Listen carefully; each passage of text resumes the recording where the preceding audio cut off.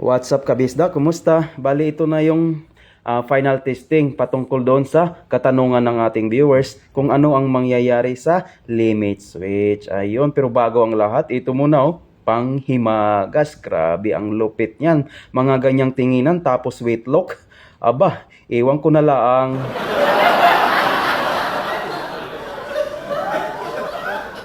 Ano, ayos ba? O, ayun. Back to topic tayo. Focus lang sa goal. Ito na yung tanong. Sir, tanong ko lang, pag naka-under sa forward ang motor tapos na-reach niya na yung limit switch ng reverse, anong mangyayari sa ikot ng motor? Biglang iikot ba agad ng reverse yun? Okay, the answer is no. Then, ito yung ating schematic diagram. Tapos, ito yung ating ginawa, automatic forward reverse with limit switch. Ayun. Tapos, naglagay tayo ng additional na dalawang 14-pin relay. Tapos, dalawang timer na tig 24 volts. Okay, himay-himayin natin ng maigi para mas lalong maiintindihan.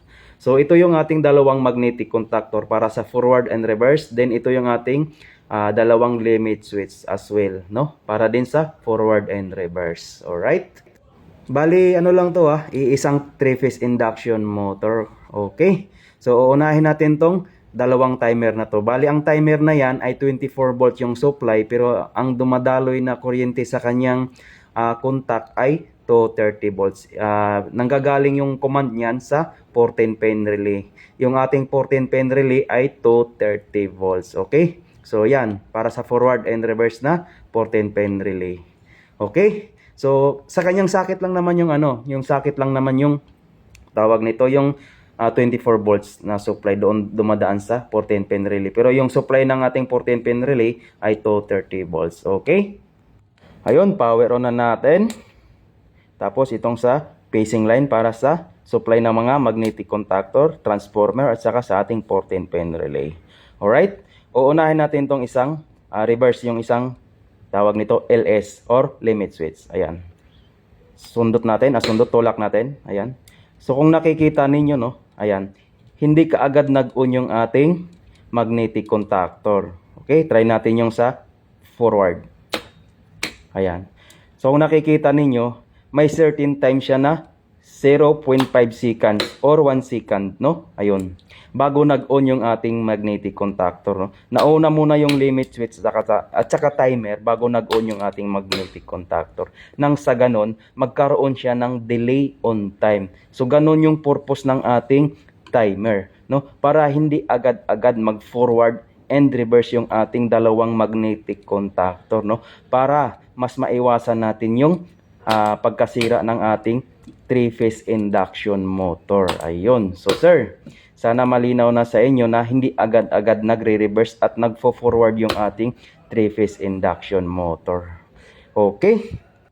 Next is yung push button natin. Ayan. Uunahin natin tong forward.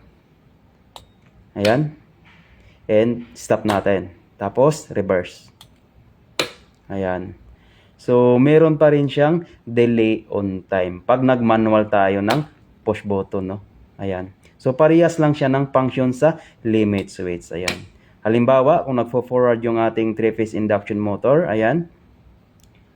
So, kailangan muna natin pindutin ang push button stop bago tayo mag-reverse. Ayan. Kasi hindi naman automatic yun sa ating manual. Ayan.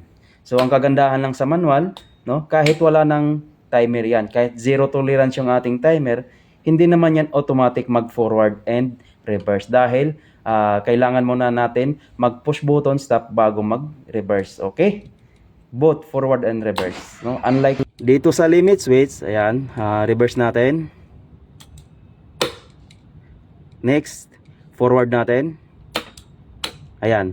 So, hindi mo na kailangan pindutin yung push button stop.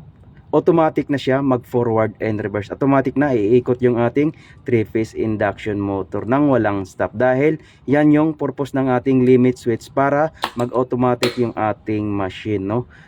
Unlike doon sa push button, kailangan mo munang pindutin yung push button stop bago siya mag-forward and reverse. Okay?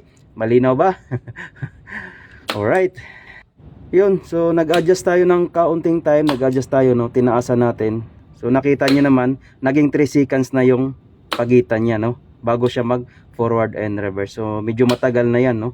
Talagang full stop na yung 3-phase induction motor bago mag forward and reverse. Kahit maglagay ka lang ng 1 seconds o 0.5, pwede na yun, basta titigil lang yung 3-phase induction motor bago siya mag forward and reverse. Okay, so ayan, ito yung sa ating reverse. Ayan, so ulitin ko ayan, hindi tayo pwede makapag forward ka agad dahil pinindot natin yung reverse, no? Kailangan muna mag push button stop bago mag reverse. Ayan, so nakikita nyo ba?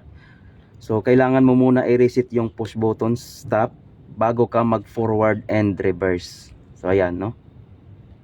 Pero may delay on time pa rin siya. So dito, no, sa push button natin, kahit yung sinasabi ko nung una, kahit zero tolerance yan, walang problema yung sa ating push button. Yung sa limit switch lang yung kailangan ng timer, no, para hindi agad-agad gagana yung ating 3-phase induction motor. Nang sa ganun, avoid to yun, pagkasira ng ating 3-phase induction motor. Siyempre medyo may kamahalan din pag nagpa-rewind tayo.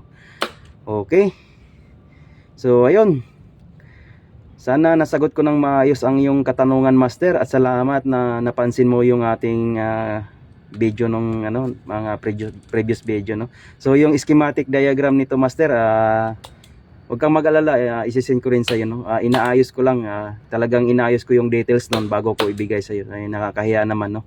Okay, so ayan, so ito yung ating limit switch, both forward and reverse. So ayun, Master, off na natin to. So hanggang dito na lang. See you in my next video. Thank you for watching.